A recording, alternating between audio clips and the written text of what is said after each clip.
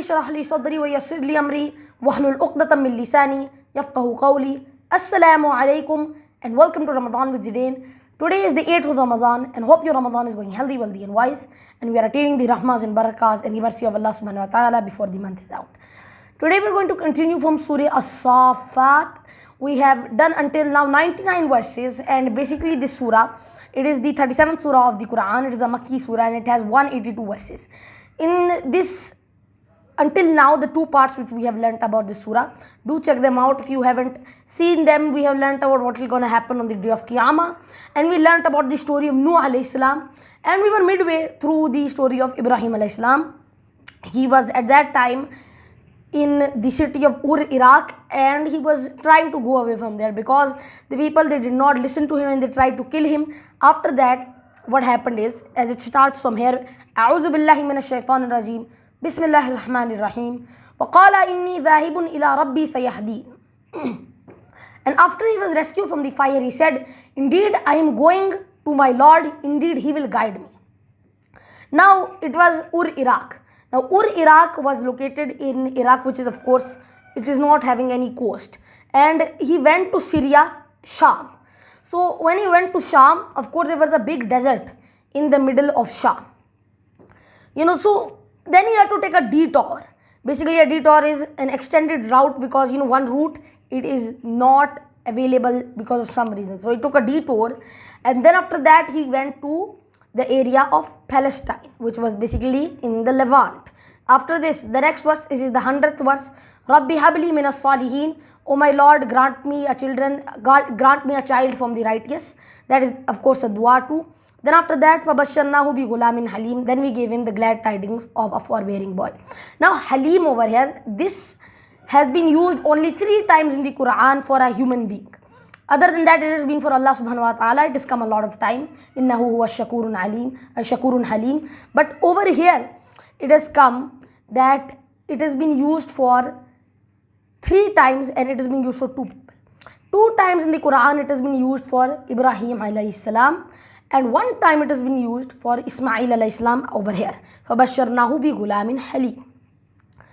Now after this, the 102nd verse. This is the story about when Ibrahim alayhi salam, he fulfilled its dream. He had a dream and he had to fulfill that vision, and what happened after that. فَلَمَّا بَلَغَ مَعَهُ السَّعْيَ قَالَ يَا بُنَيَّ إِنِّي أَرَى فِي الْمَنَامِ أَنِّي أَصْبَحُكَ فَانْظُرْ مَاذَا تَرَى قَالَ يَا أَبَتِ افْعَلْ مَا تُؤْمَرْ سَتَجِدُنِي إِنْ شَاءَ اللَّهُ مِنَ الصَّابِرِينَ. Now, when he came, he was old enough to walk and work, Ismail alayhi salam.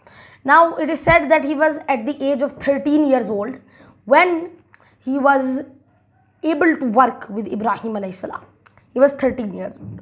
So, at that time, what happened is that Ibrahim alayhi salam, he told Ismail alayhi salam that indeed, O my son, I have seen a dream in which I am slaughtering you. It's a vision. Now, the visions of the prophets, it was much more different than, or normal dreams. So, that vision was that I am seeing that I am slaughtering you. So, tell me that, what do you think? Now, Ismail alayhi salam, he said that, O my father, do whatever you think is right.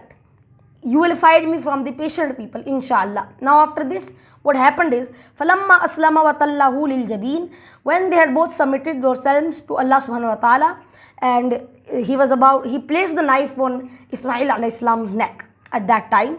وَنَادَيْنَاهُ يَا Ibrahim. And then we called to him, O Ibrahim. Now what happened over here is that when Ibrahim alayhi salam was about to slaughter Ismail alayhi salam, Allah subhanahu wa ta'ala sent down a sheep, a ram, something like that from heaven, and that was put in that area, in that place. So when Ibrahim alayhi salam, he slaughtered that ram and the blood started coming out, he thought that he had actually slaughtered Ismail alayhi salam. But then after that, he found out that this happened. Alright, that there was actually a ram that was slaughtered and Ismail alayhi salam was safe and sound. And then Allah subhanahu wa ta'ala said to him after that, قَدْ صَدَقَتَ الرُّؤْيَا إِنَّا كَذَلِكَ نَجْزِي الْمُحْسِنِينَ. Indeed, you have fulfilled the vision. This is how we reward the muhsinin, who are the good doers. إِنَّ هَذَا لَهُوَ الْبَلَاءُ الْمُبِينَ. Indeed, that was a test. Now this is the thing. It is a test, and in the world, tests also come, trials also come, and we have to be patient through it, just like Ibrahim alayhi salam was. وَفَضَيْنَاهُ بِذِبْهٍ عَظِيمٍ. and we ransomed him with a sacrifice, which was a ram.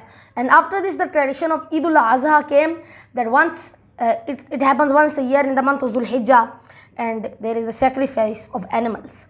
And then after that, it's in the way of Allah subhanahu wa ta'ala.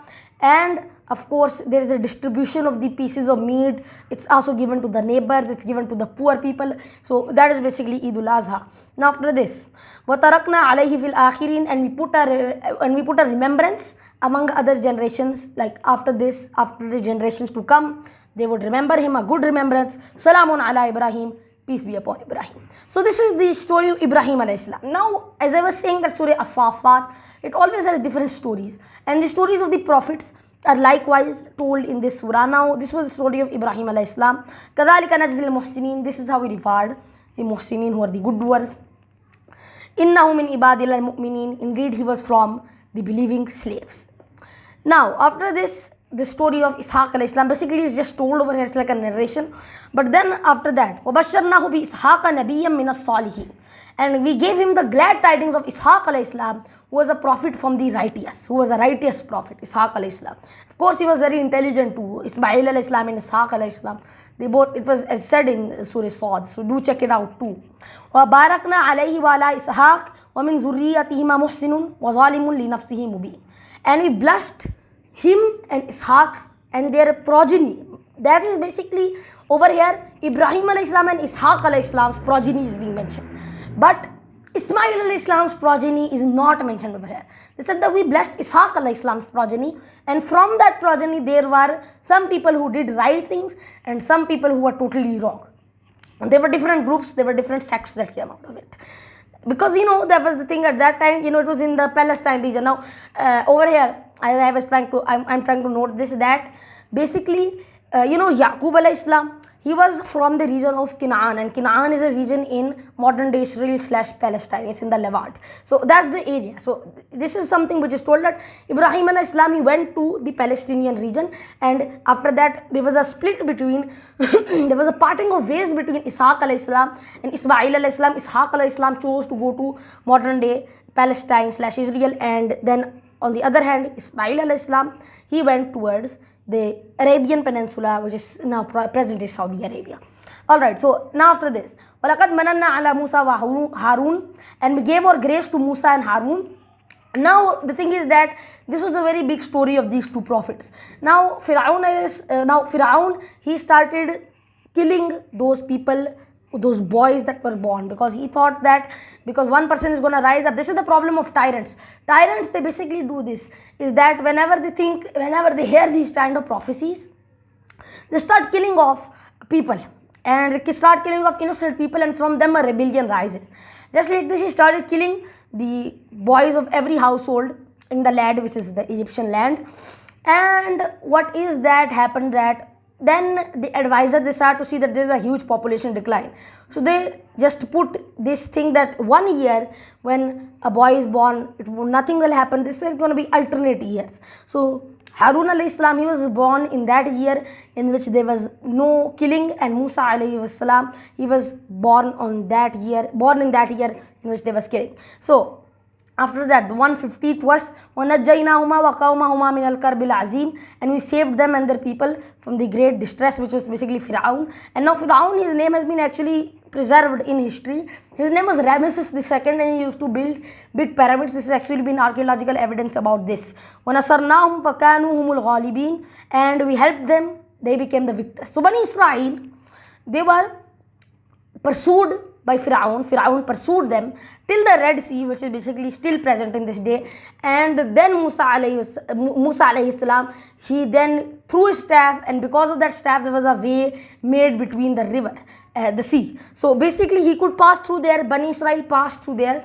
But then after that, unfortunately, fortunately, Fir'aun, he drowned in the sea. So basically after that, Bani Israel, after the death of Musa alayhi salam, many things happened, that the Bani Israel, they finally became really astray of the path by the time Isa alayhi salam came about. Now, وَآتَيْنَاهُمَ الْكِتَابَ الْمُسْتَبِينَ, and we gave them the scripture that has clear proof. وَهَدَيْنَاهُمَ الصِّرَاطَ الْمُسْتَقِيمَ, and we guided them to the right path. It's talked about Bani Israel over here. وَتَرَكْنَا عَلَيْهِمَا فِي الْآخِرِينَ, and we left a good remembrance among generations in later times. The start, basically I'm talking about the start of the generation of Bani Israel. After that they went astray though. Salamun ala Musa wa Harun, peace be upon Musa and Harun. Inna kadhalika najzil muhsinin. Now this verse has been repeated a lot in this surah. This is how we reward the muhsinin. Inna huma min ibadina al-mu'minin. Indeed those two are also from the believing slaves. Now the next story starts over here on the 123rd verse. Wa inna Ilyasa la min al-mursalin. And indeed Ilyas was from one of the messengers. إِذْ قَالَ لِقَوْمِهِ أَلَا تَتَّقُونَ, when he said to his people, won't you fear Allah subhanahu wa ta'ala? أَتَدْعُونَ بَعْلًا وَتَذَرُونَ أَحْسَنَ الْخَالِقِينَ. Are you going to take Baal, invoke upon Baal, and you are going to be ignoring the biggest creator of everyone? Now, Baal was an idol, and the city in which Ilyas alayhi salam came, his city was actually the city of Baal. Now that nation was called the nation of Baal. Now Baal, it is an idol that they used to worship. So that was the city of Baal where he came over there. Allah Rabbukum wa Rabba Abaikumul Awwalin. Allah is the Lord of you and the Lord of your forefathers. فَكَذَّبُوهُ فَإِنَّهُمْ لَمُحْضَرُونَ. But they denied Ilyas alayhi salam, so they will be indeed brought to the punishment. So all these people who denied, on that day they are going to be brought to that punishment which has been described in the early verses of the surah. Illa ibadallahil mukhlasin, another verse that has been repeated a lot in this surah, except those slaves of Allah subhanahu wa ta'ala who are the most sincere. Now the 129th verse again, وَتَرَكْنَا عَلَيْهِ فِي الْآخِرِينَ, and we left a good remembrance among generations to come in later times. Salamun ala Ilyasin, peace be upon Ilyas. Inna kadhalika najzil muhsinin. This is how we reward the good doers. So this is the repetition of verses coming here, just like this. Innahu min ibadina al-mu'minin. Another repeating verse. Indeed, he was from one of our believing slaves. Wa inna Lutam min al-mursalin. And indeed, Lut was from the messengers. So you can see that there is a pattern over here of stories of the prophets coming, and they're coming, and they're coming, and these stories are being told over here as an example for those people who know li'ulil albab. Like just like this, liulil aidi wal absir. That's those people who can hear and those people who can see. Now, just like this, what happened? إِذْ نَجَّيْنَاهُ وَأَهْلَهُ أَجْمَعِينَ, when we saved him and his family, all of them, إِلَّا عَجُوزًا فِي الْغَارِبِينَ, except an old woman who remained behind. Now, over here, this has been told over here that Lut alayhi salam's wife did not believe, and she actually said to stay behind. So she stayed behind, and only Lut alayhi salam and his family, other than his wife, went. So the torment of the town in Palestine, which was called Sodom, it had a really bad punishment. And the thing is that they were basically turned upside down, and a shower of stones came upon them. Then it started to rain. And those rain, it was not just any rain, it was actually stones that were raining. Now actually there is even there area in that we can still see where that place was. And the Dead Sea in Palestine / Israel, that area. So over there it also borders Jordan. So that area is called the Dead Sea, and it's really saline. That was where the town of Sodom was in the previous area. So that was actually the area. So that's the thing. Summa dammarna al-akhirin, and we destroyed the rest. Basically that is the what we call it, the Dead Sea. The Dead Sea was that, and it's also going to be told in Surah Al-Ankabut. Wa innakum latamurruna alayhim musbihin, and indeed you pass them in the morning, wa bil layl, and in the night, afalat akilun, why don't you reflect? These were the caravans that used to come from Hijaz. Hijaz is geographically the western part of Saudi Arabia. Western Saudi Arabia is called Hijaz. If you see the Saudi Arabian peninsula, basically the country of Saudi Arabia, Hijaz, still even now people call the western part, which is Makkah, Medina, they call it Hijaz. The central part is called different, and the right part, which is the east part, which has the Mam and the border of Bahrain, it's also called different. So that is basically Hijaz, like the geographically western region, and from there all the caravans, they used to pass through Sodom and the second town too. So they used to pass through there, and they used to go to the area. So this is what is being told over here, referenced over here. And now a little bit of a different story. Wa inna Yunusa la minal mursali. Inna Yunusa la minal mursali. And indeed Yunus was also from the messengers. is abaqa ila al-fulk al-mashhoon. Now, when he went to the laden ship. Now, the thing is that he was a very impatient person and he did not really do any effort like Nuh alayhi salam did.